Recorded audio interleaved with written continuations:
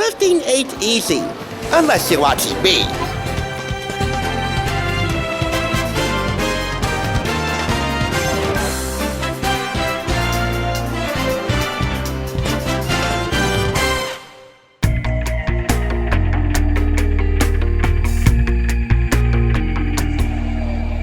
Welcome! You're watching the Thrift Store Rundown, bringing Hollywood home on a budget. After thrift shopping for over a decade and documenting it all on YouTube for nearly a decade, I've come to realize that thrifting is an art, depending on what you find, and it's also a science, depending on how you find these things and how they work.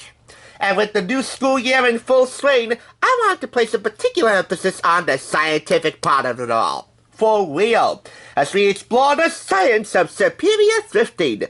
How does science play a role in our everyday lives? Find out, because there's a lot more going atoms to atoms beyond what you learn in a lab. For example, there's a whole lot of science going on in the kitchen.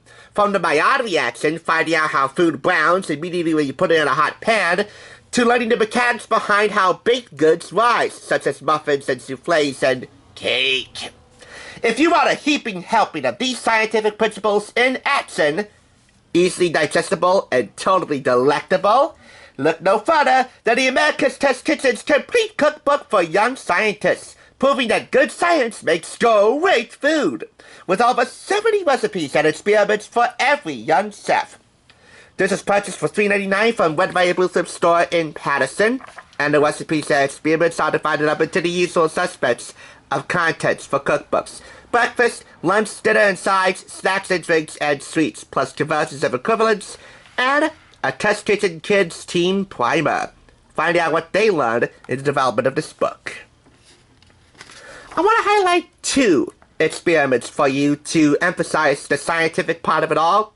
First up, an egg experiment, finding out the difference between egg whites and egg yolks. Well, on the surface, the yolk is yellow, and the white is, well, white, but that's not on the surface. Why do they cook at different rates? And why do they come out different at different temperatures? This experiment tells you why. By the way, as any good scientist would do, it's important to make a prediction, gather your materials, perform the experiment, take notes, compare notes, and then figure out the analysis. Understand your results, and then, when encouraged, eat them! As you can see here, through a 7-minute egg, a 10-minute egg, and a 13-minute egg. Any of these things would be highly delectable. You can eat them plain, sprinkle them with salt, a dash of hot sauce, or serve them with a side of toast. Or utilize the scientific principles taught in this and many other experiments, all of them preceding the recipes, in the 2 to 4 recipes that follow after each experiment. For example, huevos rancheros. In this recipe, the huevos cook right in the simmering sauce. Pay attention to the icons here in this box: a chef's knife, 4 burners, and a microwave. These will indicate the type of equipment that you're going to use, what's sharp and what's hot, so as always, do get a grown-up's help. And beyond that, the usual: how many servings each recipe will make, the total time to prep and cook, and the skill level from 1 to 3, ranging from easy to advanced. Start cooking. We also have a couple of step-by-step photographic instructions for layering the eggs inside the holes to make room for them in the sauce. Next up, cloud eggs. This is a viral recipe that spread around way back when, and if ATK took notice, well, there's gotta be a fair amount of validity to it. Rip up protein-heavy egg whites to create a light cloud-like breakfast. Cloud eggs are a tasty and beautiful breakfast on their own, and you can serve them on top of a piece of toast. I would call them cumulus eggs, and you know clouds and cumulus patterns, right? Anyway, the next experiment I want to highlight is the gooey science of melting cheese. Why do some cheeses melt better than others? This experiment has you take 3 different types of cheeses: mozzarella, cheddar, and parmesan, sprinkle them onto tortilla wedges, put them on a wooden baking sheet, and label them accordingly. Why do they melt differently? Well, in summary, younger cheeses melt smoothly, aged cheeses don't really melt, and In the middle, you get something in between, something with a little bit of texture, but it's fairly smooth on the palate. These principles can be applied to skillet pizza and skillet cheeseburger macaroni.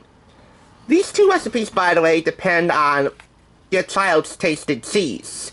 If they want that ooey gooey stretchiness but not a lot of flavor, that's skillet pizza. And of course, pizza of any kind is always a kid's go-to for an after-school snack or lunch. This, by the way, includes a separate recipe for making pizza dough. Skillet cheeseburger macaroni is the best of both worlds. You want a lot of cheese flavor and you want that ooey gooey meltability? This is a recipe for you. There's also Frico chips in here, which gives you all the cheese flavor, but with a heck of a lot of crunch. Frico chips.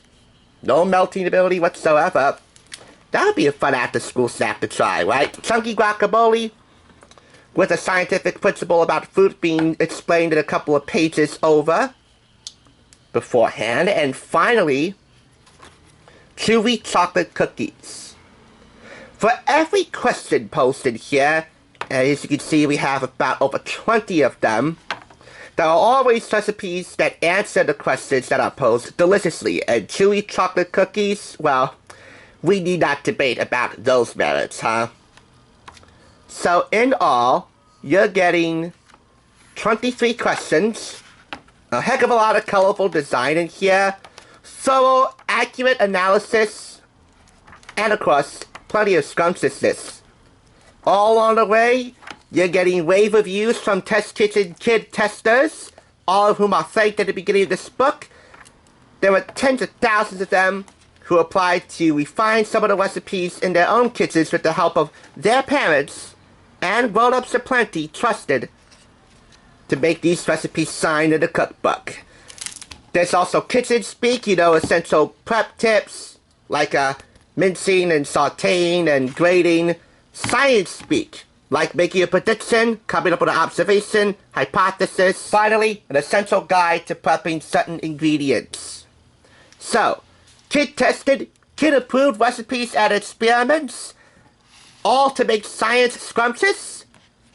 Any test kitchen that makes science scrumptious for the younger set is certainly worthy of my applause. And the max I can give this is, you guessed it, 5 out of 5. America's Test Kitchen, the complete cookbook for young scientists. With all due respect to Sid The Science Kid, ATK is a super fab lab all their own. Investigate, explore, discover, devour. This cookbook, in rather scientific Gen Z speak, 8.